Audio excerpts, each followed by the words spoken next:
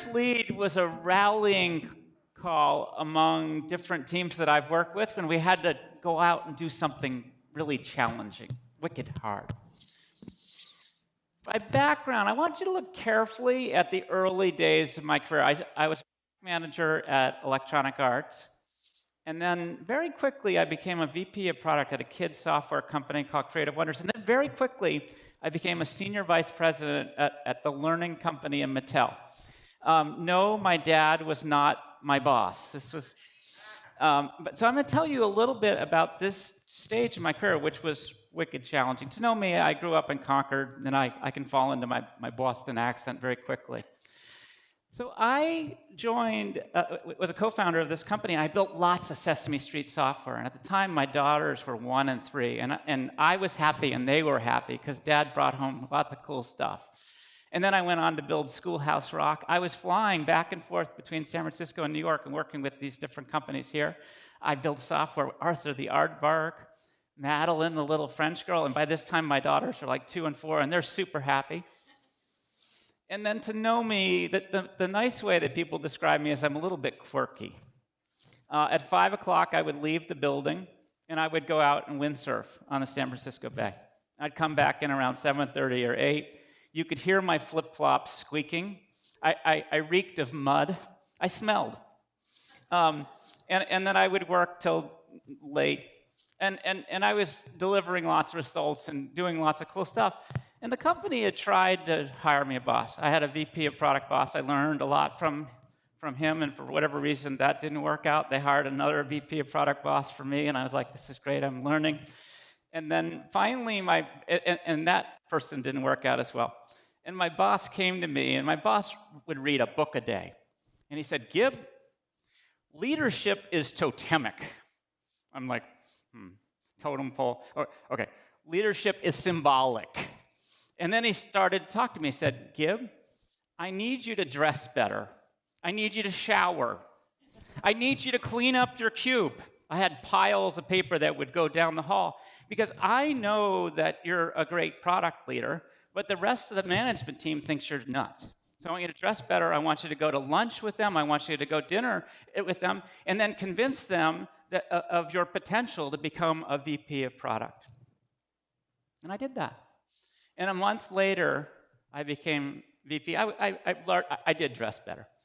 And then came this big challenge. The learning company came along and said, we'd like to buy you. And the learning company was a big company. They were buying a company per quarter. And I had seen what happens in acquisitions. They're very challenging. They create opportunity for you, but also lots of threat and changes and newness, et cetera.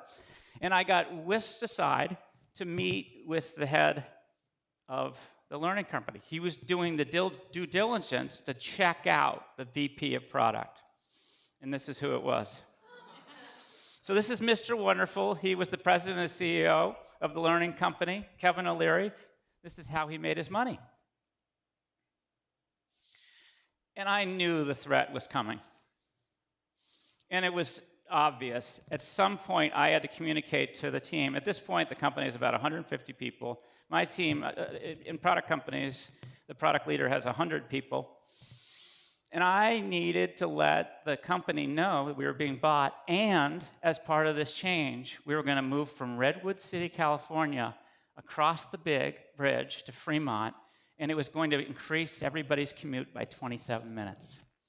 And my boss, Greg Bestick, book a day, he was also an introvert, so he hated these people issues. So he said, hey, why don't you talk to the company about this big change?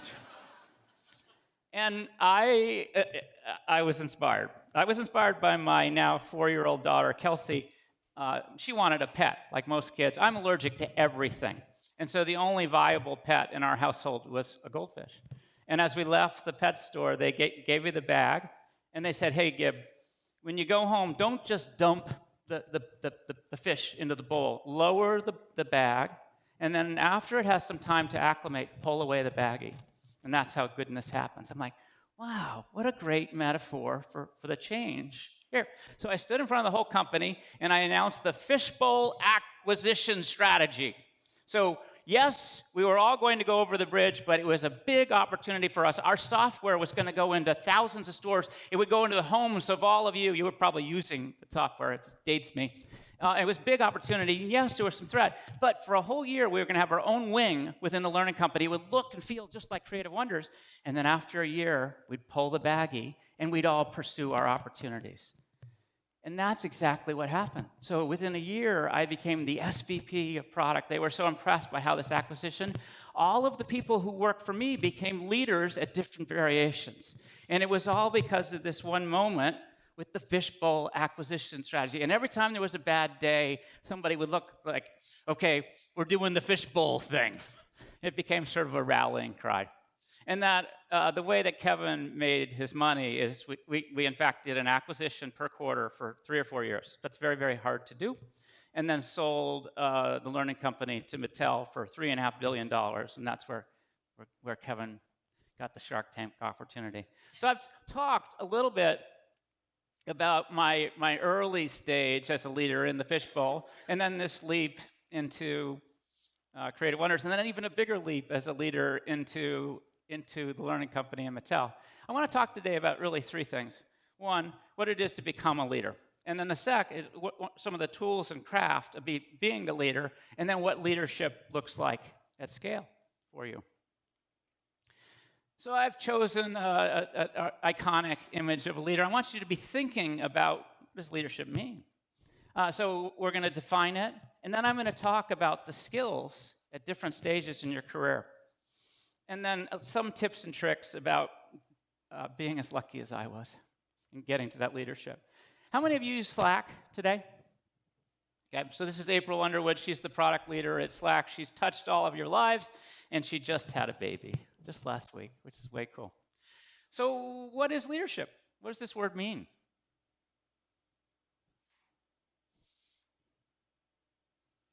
I'm a teacher.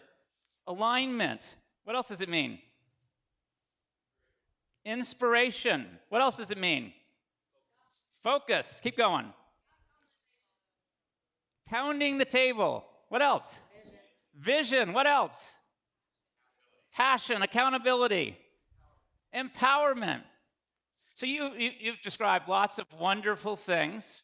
I'm going to break it out a little bit differently. I'm going to give a very tight definition of leadership, and then I'm going to talk about the skills of leadership, and you've mentioned a number of them. So my definition is leadership is inspired communication of a vision. And in the case with Creative Wonders, it was inspiring everybody to go over that damn bridge every day to Fremont. Here's someone who's working to save the human race by colonizing Mars. Like, that's a hard problem, and he does it in an inspired way. So then the next question are, what are the skills? And I heard a bunch of them. I heard, how do you get alignment? How do you craft that vision? What are some of the other skills of a leader? How are you doing back there, Brent? Good. I heard communication. Michael, you're ducking from me, aren't you? What are some skills of a leader? Strategy. What else? Empathy. For whom? Everybody. Okay, a lot of communication skills. So I've broken this out as well. So I've had the benefit of working on many different leadership teams, and I've also had the benefit of interviewing lots of different leaders for product leadership roles, for oftentimes they're marketing leaders at different functions. And so these are the 7 areas that I tend to focus on. And I've already defined the first for you. So leadership is this inspired communication of a vision. The management is at this stage as a leader is all about hiring, developing talent, and as Chad said, it also from time to time it means cutting, firing. The strategic thinking is one of those incredibly important tools for building alignment. And the way that I think about it as a product leader, your job is to delight customers in hard-to-copy, margin-enhancing ways, which make business. And the reason I focus on the hard-to-copy is so that damn competitor down the street can't copy everything you do within the next month. And then these next 2, it's a balancing act. So I look for folks that are very proactive, very results-oriented, but there's a balance to this. So I've worked for very entrepreneurial CEOs. They will literally sell the chairs and desks each quarter to make the revenue. And that's not very healthy for building a real company. So the balance to that is I think about culture. And so what does the company want to be when it's grow up? And I love culture because it's a foundation for light process. When people understand the culture of a company, they make great decisions without even talking to each other. And that's why I love it. And then over time, they develop business maturity, my definition, great judgment around people, who to hire, product, and then building a business. And the last, we're all in different categories, but there's different domain expertise that I look for. So there is some good news in this. You don't have to learn all those skills at once, so I'm going to break it down a little bit and think about what happens as a product leader grows up. So in the beginning, your job is to build something, and the something that I first built was called Sesame Street Counting Cafe for the SEGA Genesis. It cost $300,000 to build, and I sold 300 units. Okay, not a big business success, but I had learned how to build. And then my first hit was Oprah Winfrey threw Tickle Me Elmo's onto the stage for free, and Elmo became a big deal the same time that I had built this full preschool curriculum for your child. And then over time, I learned that my job, I couldn't build all the products, so my job was to build an organization to support all this different stuff. And then at this point, I've learned to build lots of different companies. And there's something bigger than that, which is when I, after Mattel, what I wanted to do was help build an industry. And so I joined Netflix, which was doing DVD by mail, with the hope that someday it would create a new industry that I thought of as internet TV, that you think of as streaming today. So that industry was born. So these are the stages of career. And now I'm just going to map for a second how to think about those different skills against these different stages. So at the beginning, could I design a product? Could I design Counting Cafe? The key thing was, could I work effectively with designers, with engineers, with data folks, with marketing partners to build something? And the real insight in Elmo's Preschool as a hit was I learned how to package and position an idea, that this was Elmo's Preschool. This is everything that you need for your 3 or 4-year-old child. And this idea of consumer insight, sometimes I call it consumer science, of really understanding what will grok with your customers. And then you get into the thick of it when you're building organizations. You learn a lot about leadership, about strategy, about hiring and culture. And then when you become that muckety-muck, a VP, you can tell I have almost no respect for authority. It's all about alignment with your partners. So it's beginning to get inside the head of your marketing partner, or God forbid, your HR partner, or God forbid, your lawyer partner, or even a CFO. Like my first conversation with a CFO was brutally painful, and beginning to understand not just the life of product and the organization that belonged to you, but these different functions. And I call that cross-functional leadership, and started to learn about company strategy. So think about what it was at Netflix to invent a new industry. It depended on long-term strategy. The idea that today, every TV or device you buy will magically stream Netflix, that only took about a dozen years to get to. Long-term planning and strategy and lots of partnerships to create an ecosystem where everybody manufacturing stuff in Korea would build this magic into the box. Just a couple of things that I've learned. This is Aparna. She's had she was the technical assistant to the CEO, to Sundar at Google, but now she's working on voice, basically a startup within Google as best I can tell. Some tips: join a healthy, high-growth company, deliver results. So the reason that Greg gave me a try, my boss who told me to dress better, was I was consistently delivering results. Embody the culture. So when people promote you to VP, what they are saying is that this person embodies the culture of what this company wants to grow up. You want to be the culture standard. And then every time that I received these battlefront promotions, I had somebody who was ready to do my job, because I was consistently in hiring and training folks. Every week of most of my life, I've done something called Topic de Semaine, which reveals my bad French. I think that means topic of the week, okay? But there was an ongoing investment, because we're in an industry that changes so quickly that you always have to be engaged in this learning. And then even when I was a total punk kid, like at first I spent 9 months flying back and forth with San Francisco and New York City to build a contract with CTW, the Children's Television Workshop. At some point, I owned the relationship, and I could talk cogently about where Sesame Street wanted to go. Even as a punk kid who really didn't know what I was doing, I was demonstrating leadership. And those are the things. Now, there's another path. I grew within because of the growth.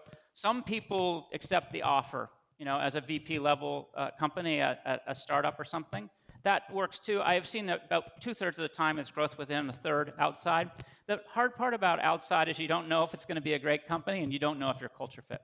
So those are some of the challenges. So you're the leader.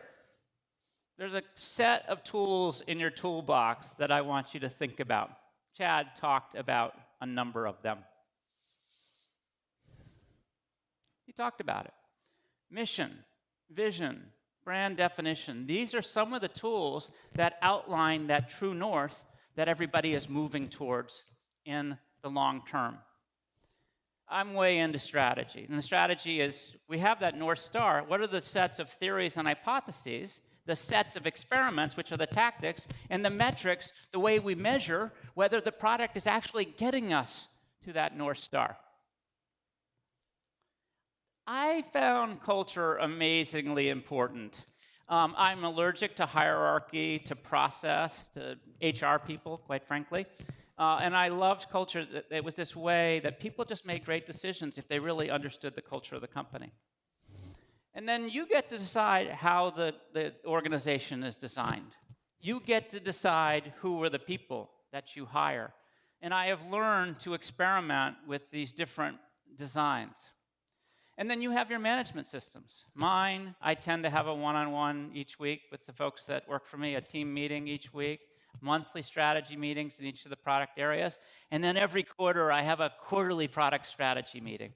These are some of the mechanisms that I use to ensure that the train is on the tracks. Some challenges, it came up in the first words today, alignment. So if you are a leader and you are a little bit out of alignment with your marketing partner, or God forbid, your CEO or your business partner, if you guys are a little aligned there, one level deeper, two level deepers within the organization, it's just a freaking mess. There's open fighting over the issue that you don't quite agree on. So a big part of your job is to use those tools that provide that North Star to ensure alignment. And that means good fights make good marriages with other teammates on the exec team, fighting it out and make sure that at any moment in time you are in alignment so you don't have the wackiness deeper down into the organization. Before I was a leader, I would just sort of say anything. I would say bizarre shit. And then once you're the leader, you realize that you would say stuff and it would be repeated. So my first lesson of this, I was now an SVP of the product group, probably 400 people in Fremont. And I walked into somebody's cube just to nicely ask what they were doing. And they tossed like a jacket over their IBM, over their Mac computer. I'm like, what are you doing? Like, oh, I heard that you don't like Macs and you're getting rid of all the Macs. Okay? And I had said at the time, I had said it probably with 7 people, I hate Macs. I was just a little frustrated because it took a lot of time to do the additional QA and testing. Okay? But it had been perpetuated through the organization that I was getting rid of all Macs in the computer, in the building. And that was my learning about, and I call it voices carry. Fast learning and decision making. So you, as a leader, you're doing a lot of learning on the fly, and the hardest thing is making these wicked hard decisions. And I sucked at it in the beginning. I labored over every decision. I thought every decision I made was life-threatening.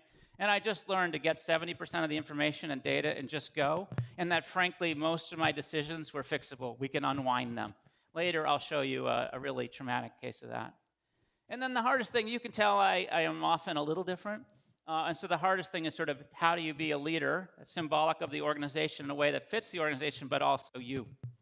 And so one of my bad habits, I used to sort of go out of the building. I'd windsurf, whatever I did. I'd sort of disappear, and I would think, and I'm thoughtful and deliberate. And then I'd come back in this flurry of activity for 3 or 4 days. And then it drove my team crazy. So I had to modify that behavior. Some good habits. Chad actually brought this up a little bit. Ask yourself, what's best for the company? So we're all used to being a little parochial, our lens through product or whatever function we're in. At the end of the day, what's best for the company, what's for the consumer, for the shareholders. And I learned to just focus on 2 or 3 things. I'd have a yellow pad of paper on an airplane. I say, these are the 2 or 3 things that I think are important this quarter, this year. Like when I joined Netflix, the one thing on my list for the first year was build an environment of consumer science. Build the testing systems where the startup team that didn't believe in data could be informed through great decisions. Over-communicate. If you have a strategy, say it 19 times per month, over and over, because that's the way to get alignment throughout the organization. And then we're all trying to do the impossible. I learned it over and over. Be positive. If you don't believe it's doable, then no one will. And the trick to believing anything is possible is think really long term. So if you think out 3, 5, 6 years, you really can do amazing things. You've got the memo. Build your community of peers. My boss, I would ask him for help at Creative Wonders about how to get better, and he'd say, I don't know. Go out and talk to other people doing your job. And it was the best advice that he ever gave me. So build that community of peers. So I have a leadership story for you. This is Reed Hastings. He's the CEO of Netflix. This is what he looks like today. He was a punk kid at one point, too. He's a very nerdy engineer. Didn't really like talking to people. Certainly didn't like getting up in front of an audience. And this was one of the most challenging moments of his leadership careers. It's 2011, and something bad happened at Netflix in September and October. Do you remember what it was? It was Quickster. And you can see the stock fell from about 40 billion market cap down to about 8. That's a bad thing for a CEO, right, Chad? Yeah, Chad agrees. The idea was to separate DVD and streaming. If you were doing DVDs, you'd go to this site called Quickster. If you Netflix, you can, all good, right? Customers won't be bothered by that. And there was a mistake. One of the folks at a warehouse who was so proud of the new Quickster DVD by mail envelope shared it with a neighbor who was a press person. And so this whole plan leaked, and they had to do this sort of totally grassroots launch of the company. So that's Reed. He's on the right. Andy Rendich. He was the CEO of Quickster, Chad, for 1 week. Okay? And so they announced the launch on a Monday, and this is what happened on Saturday Night Live. Okay? Rockin' the teal. And then John Oliver had quite a bit of fun. And you asked the CEO of Quickster for 1 week, what was it like? He said, not gonna lie, my kids thought it was funny. So here's the leadership challenge for Reed. There was a lot of goodness. Everybody was aligned on the mission, vision, the strategy. And I've watched Reed grow up as a leader. He would talk to his exec team. He would sort of figure out his message. Then he would go to the broader team. Then he would go to the board. And then he'd go to the whole company. So I watched him. He would practice this message. And so it's a company meeting, and he stood up in front of the company, and he talked from his hands. No slides, just like this. And he said, listen, guys, I made a mistake, a big mistake. I lost my humility. I forgot to obsess over the customer. And I'm sorry. I'm sorry to you. I'm sorry to all of our customers. But this is not like competitive threat. This is fixable, and we're going to get over it. So I just want you to think over the next quarter, the next year, the next decade about just 4 words. And he said, just keep getting better. And that's what everyone said to themselves for the next few years. And you can see it went from that little moment where Kelsey and Brittany were not going to college to a market cap that's close to 100 billion today, which is good. So this is just a wonderful instant of a leader rising to this challenge. So I've talked about what it is to become the leader, to be the leader, and then to go on. And I have a couple of things that I am hoping that you will do today. So first, think about an assessment of your stage and your skills at this stage in your career. And then the next, commit to learning and to teaching. So I have been doing quite a bit of teaching. I have never learned more than when I've been forced to get my thinking straight on a variety of ideas. There's lots of community organizers organizers in the room. There's lots of speakers in the room. How many of you do meetups or organize events? Okay? They're all willing to have you as a speaker if you work it out. Okay? But that's one of the most effective ways that I've found to learn and then essentially pass it back. We are in a fast-changing industry, and our job is to dent the universe together. And the last thing here, you've gotten the memo today. We've made it wicked easy for you to connect with your peers, to learn from each other. So with that, I'd like to say thank you and then open it up for questions. So thank you very much.